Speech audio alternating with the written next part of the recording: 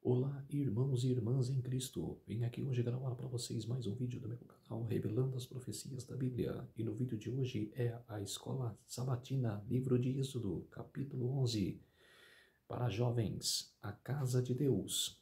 Antes de eu falar sobre este assunto, eu preciso da ajuda de vocês para se inscreverem no meu canal revelando as profecias da Bíblia. Deixe seu like, ative os sininhos de notificações para receberem o meu vídeo. Compartilhe com o maior número de pessoas que vocês puderem o conteúdo do meu canal. Preciso da ajuda de vocês. Agora vamos orar para fortalecer cada vez mais a nossa fé. Querido Deus e Pai, muito obrigado por este dia do Senhor, o sábado do Senhor que começou ontem ao pôr do sol e que termina hoje ao pôr do sol. 24 horas de adoração e louvor. Por isso, meu Deus, fique comigo nesses minutos e segundos que o Senhor estará comigo. Faça-me de mim o seu servo para apresentar essas verdades da Escola Sabatina para jovens, do livro de Êxodo. Tudo isso agradece e peço em nome do meu Salvador Jesus Cristo. Amém. Vamos lá, povo de Deus. Começar com a lição de domingo. Vamos ser vizinhos. Ter um amigo na vizinhança é uma das experiências mais emocionantes para um jovem. É verdade que os pais e os irmãos são essenciais, mas nada se compara à proximidade de um bom amigo, especialmente aquele que mora perto o suficiente para você correr até a sua casa. As verdadeiras amizades não podem ser forçadas. Elas surgem naturalmente quando há conexão entre as pessoas. O mais impressionante é que Deus deseja exatamente esse tipo de relacionamento conosco. No entanto, ele enfrenta um grande desafio. Muitas vezes não enxergamos as coisas como ele as vê. Nossa vida segue um caminho diferente e frequentemente nos prendemos no fato de que não podemos vê-lo fisicamente. Apesar de todas essas dificuldades, Deus tem se esforçado ao longo da história para estar mais perto de nós. Após demonstrarmos seu poder por meio das pragas e da libertação no Mar Vermelho, ele revelou seus valores e princípios essenciais por meio dos 10 mandamentos. No entanto, isso ainda não era suficiente para ele. Deus havia estabelecido uma aliança com os israelitas e queria um modo de manter esse relacionamento. Para isso, ele pediu que Moisés informasse ao povo que quem tivesse o coração disposto poderia contribuir com materiais para a construção de sua casa. Mesmo neste pedido inicial já se via o propósito de Deus em construir seu santuário, criar um relacionamento com seu povo e fortalecer esse relacionamento. Não era necessário de que todos contribuíssem, mas apenas aqueles cujo coração estivesse disposto a isso. Receba de todo aquele que estiver disposto a dar de coração. Êxodo capítulo 25, verso 2.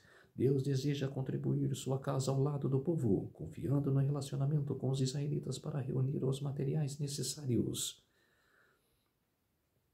Lição de segunda-feira: revelar, ocultar e restaurar. Deus disse a Moisés que o propósito do santuário era para que ele pudesse habitar com o seu povo. Êxodo capítulo 25, verso 8. Mas porque ele precisaria de uma estrutura para revelar sua presença. Quer dizer, nenhum motivo. Deus quis que Moisés imitasse o tabernáculo do céu, todo o material lá do céu.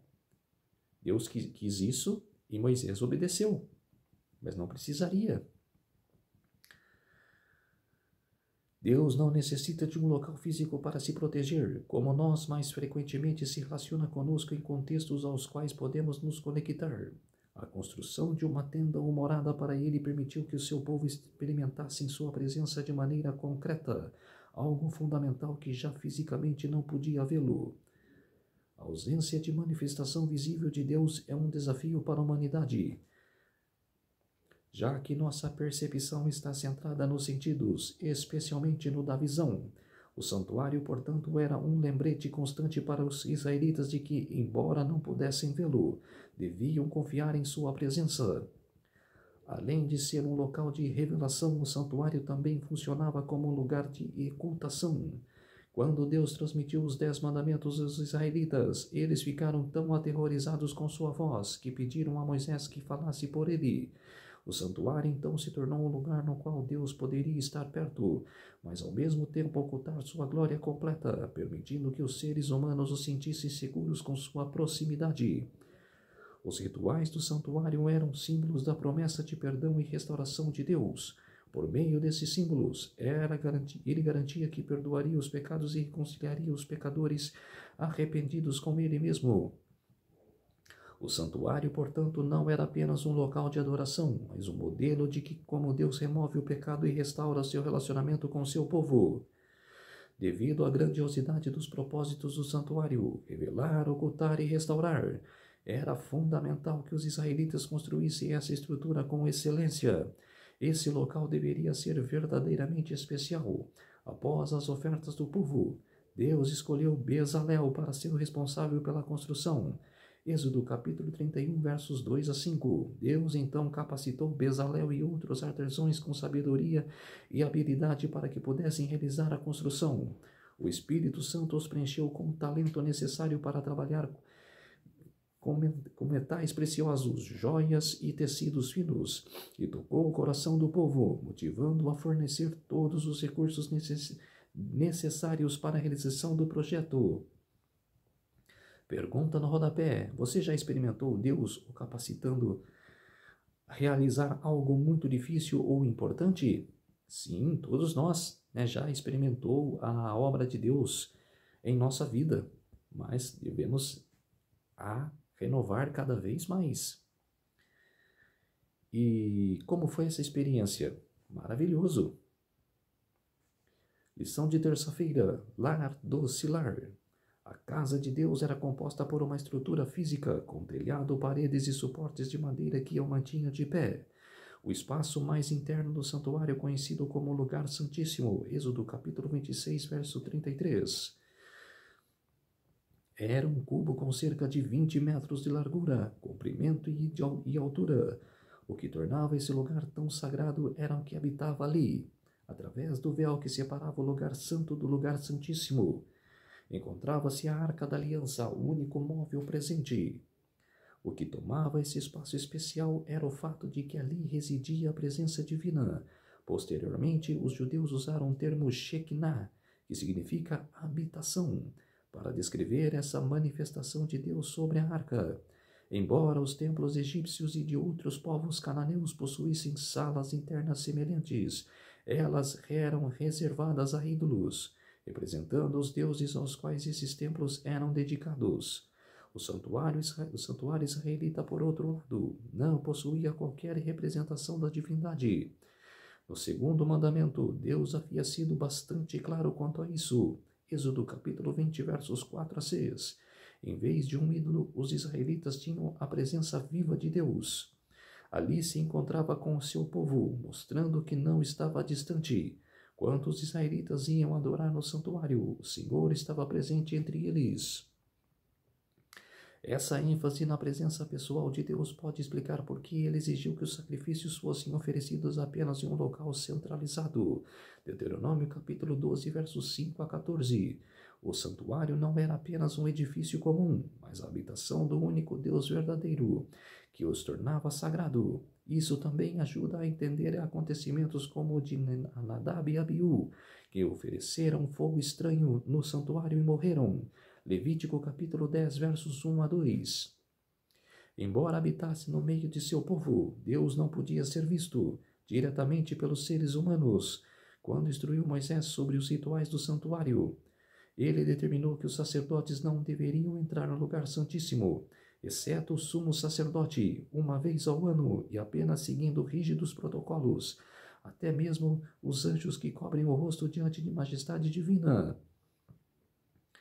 Isaías capítulo 6, verso 2 e Levítico capítulo 16, verso 2.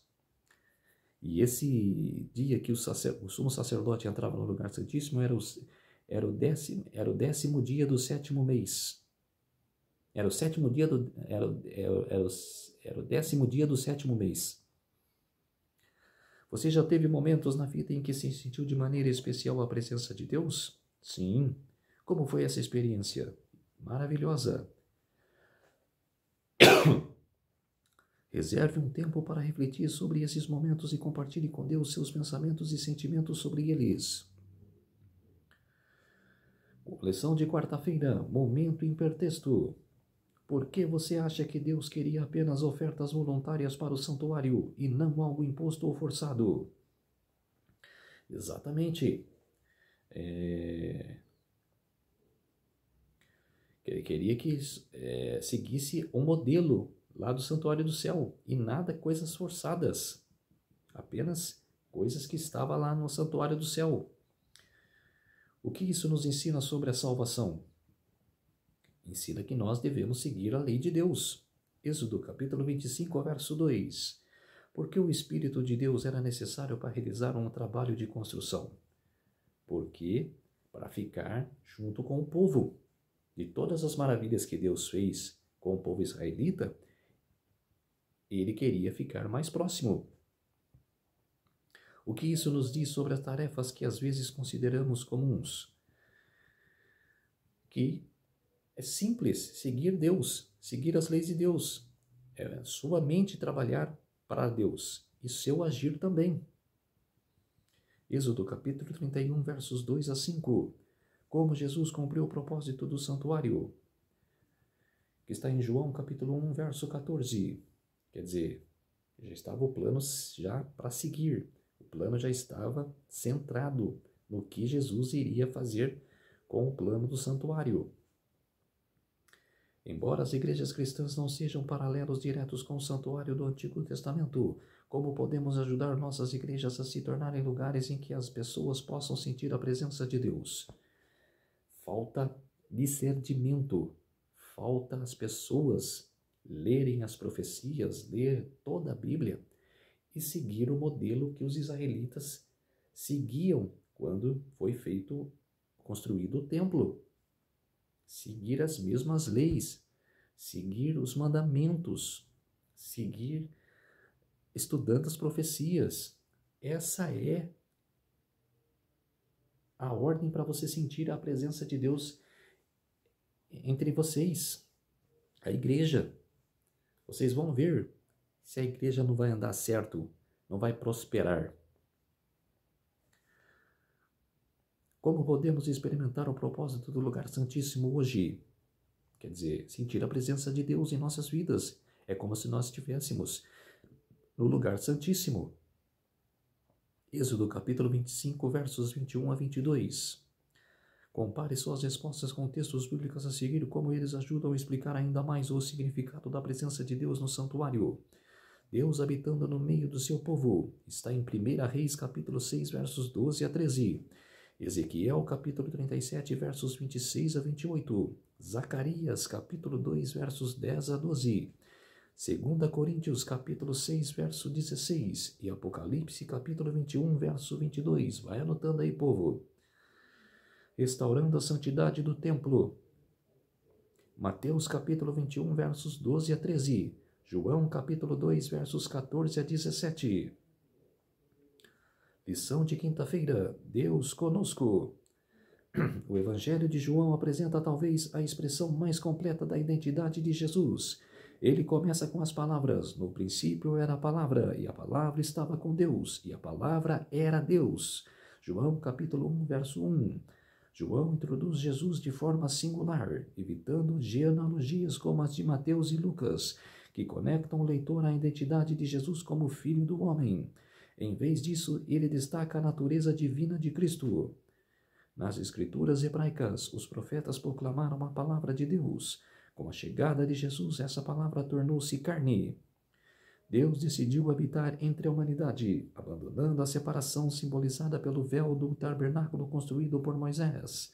Ao continuarmos a leitura de introdução de João, percebemos que Deus agora se revela de forma clara e sem barreiras. Ele veio para interagir conosco pessoalmente, tornando-se um de nós, um ser humano. Como João afirma, aquele que é a palavra tornou-se carne e viveu entre nós. Vimos a sua glória, glória como de um unigênito vindo do Pai, cheio de graça e de verdade. João capítulo 1, verso 14. Com essa declaração, João remete à narrativa do desejo de Deus de viver no meio de seu povo no deserto, evidenciando que Jesus trouxe à luz o plano completo de Deus, habitar de forma pessoal e íntima com a humanidade. Ele não veio apenas para ser o próximo, mas se tornar humano, derrubando as barreiras entre o divino e o humano. Na carta aos Hebreus, Paulo explica que Deus teve de se tornar um ser humano. Somente assim ele poderia identificar-se plenamente conosco, pois tanto que se santifica como os que são santificados, todos vêm de um só. É por isso que Jesus não se envergonha de chamá-los de irmãos. Hebreus capítulo 2, verso 11. Ao tornar-se humano, Jesus se tornou um conosco. Hebreus capítulo 2, versos 17 a 18. Deus se rebaixou até a humanidade para revelar seu profundo amor de uma forma que pudéssemos compreender. Como alguém que enfrentou rejeição, tentação e sofrimento, ele entende profundamente nossas dificuldades. Pergunta no rodapé: o que significa para você o fato de Deus se ser tornado um de nós? Se tornou um de nós, carne, para morrer por todos os nossos pecados. Desde a época lá de Gênesis, lá na época de Adão, o pecado de Adão e Eva, Jesus já sabia que viria à terra depois de 4.000 anos. Ele viria à terra para morrer por todos nós. Já estava decretado desde o pecado de Adão e Eva que Jesus viria. Ele só manteve a ordem durante 4.000 anos dos patriarcas, de Adão até Abraão, 2.000 anos, e de Abraão até Jesus, mais 2.000 anos, 4.000 anos de ordem completa, até a vinda de Jesus, até a sua vinda aqui à terra, que estava dentro da profecia das 2.300 tardes e manhãs, que nasceria, que viveria até certa idade com seu pai trabalhando na carpintaria, depois sairia para fazer o seu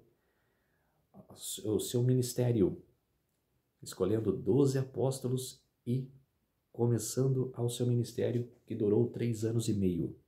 Então, quer dizer que ele cumpriu certinho o que ele já sabia que iria cumprir lá no pecado de Adão e Eva, 4.000 anos atrás, antes de sua vinda aqui na Terra. Lição de sexta-feira, a glória do templo. Nessa lição da Escola Sabatina para Jovens, tem 2 sexta-feiras. Uma é da lição e o outro é de um testemunho de uma pessoa que escreve sobre o texto, mas é um testemunho que fala de outras pessoas, com base desse texto. E atrás do segundo véu estava a sagrada Shekinah, a visível manifestação da glória de Deus, diante de qual ninguém a não ser o sumo sacerdote poderia entrar e sobreviver. E além disso, tinha que entrar descalço. Não poderia entrar com sandálias, que os sacerdotes usavam sandálias naquela época. E não poderia entrar calçado, deveria entrar sem as sandálias, descalço tinha que entrar. E por que, Guilherme? É você ver os outros textos, como Moisés na sarça ardente. Deus chamou Moisés para ir ao Egito para libertar o povo. Falou para Moisés: tire as sandálias dos pés, que o lugar que está pisando é santo. Falou também para Josué, espiando Jericó. Ele estava espiando o império de Jericó para combatê-lo, para exterminar aquela turma pagã e para conquistar de novo Canaã. E por isso, quando estava espiando, veio um ser, Jesus, veio até ele e ele falou: você é um de nossos? E Jesus falou: eu sou o príncipe do exército do Senhor. E Josué se prostrou rapidamente. E Jesus falou para ele: tire as sandálias dos pés, porque o lugar que está pisando é santo. Por isso que temos que estar descalços na presença de Deus. O esplendor sem igual do tabernáculo terrestre reflita aos olhos humanos as glórias do templo celestial em que Cristo, nosso percursor, ministra por nós perante o trono de Deus, a morada do Rei dos Reis, em que milhares de milhares o servem, miríades de miríades estão diante dele. Daniel capítulo 7, verso 10. Aquele templo repleto da glória do trono eterno, onde serafins seus resplandecentes guardas cobrem o rosto em adoração, não poderiam encontrar na estrutura mais magnificente já construída por mãos humanas mais do que um pálido reflexo de sua imensidade e glória. Ellen G. White no Grande Conflito, na página 351. Durante séculos, os judeus haviam se esforçado em vão para mostrar que a promessa de Deus feita por Ageu havia se cumprido. Entretanto, o orgulho e a incredulidade lhes cegavam a mente ao verdadeiro sentido das palavras do profeta. O segundo templo não foi honrado com a nuvem de glória de Jeová, mas com a presença viva daquele em quem habita corporalmente a plenitude da divindade. Eclesiastes capítulo 2, verso 9. Que era o próprio Deus manifesto em carne, o desejado de todas as nações. Havia realmente chegado ao seu templo quando o homem de Nazaré ensinava e curava nos pátios sagrados. Com a presença de Cristo e com ela somente, o segundo templo exerceu o primeiro em glória. Porém, Israel havia afastado o presente, oferecido pelo céu, com o humilde mestre que naquele dia sairia por seu portal de ouro. A glória havia se retirado para sempre do templo. Já se cumpriram as palavras do Salvador. Eis que a vossa casa vos ficará deserta. Mateus capítulo 23, verso 38. Ibid, páginas 18 e 19. A Shekinah, a presença visível de Deus, se afastará do santuário, mas no menino de Belém encontrava-se oculta a glória diante da qual se curvam os anjos. Essa inconsciente criancinha era o descendente prometido da mulher, para quem apontava o primeiro altar, construído à porta do Éden. Ele era Siló, o doador de paz. Tinha sido ele que se apresentará a Moisés como eu sou. Havia sido ele quem na coluna de fumaça e fogo tinha servido de guia a Israel. Esse era aquele sobre quem os profetas haviam predito. Era o desejado de todas as nações, a raiz e a geração de Davi, a resplandecente estrela da manhã, o nome daquele frágil bebê escrito nos registros de Israel, declarando: o nosso irmão. Era a esperança da humanidade decaída. A criança por quem fora pago o resgate era aquele que devia pagar o preço da redenção pelos pecados do mundo. Ele era o verdadeiro grande sacerdote sobre a casa de Deus. Hebreus capítulo 10, verso 21. O líder de um sacerdócio imutável, o intercessor à direita. Hebreus capítulo 7, verso 24. O intercessor à direita da majestade nas alturas. Hebreus capítulo 1, verso 3. Ellen G. White no Desejado de Todas as Nações, página 33. Outra lição de sexta-feira, o inquilino perfeito. E farão para mim um santuário para que eu possa habitar no meio deles. Êxodo capítulo 25, verso 8. Quando era criança, minha família morava em uma pequena... Êxodo capítulo 25, verso 8. Quando era criança, minha família morava em uma pequena vila no interior do Amazonas. Éramos recém-batizados na igreja, e a sede do nosso distrito pastoral ficava a 212 quilômetros da vila. Na cidade de Apuí, nosso pastor Adiel e sua esposa Raquel vinham de moto da sede até a nossa vila para visitar nossa igreja.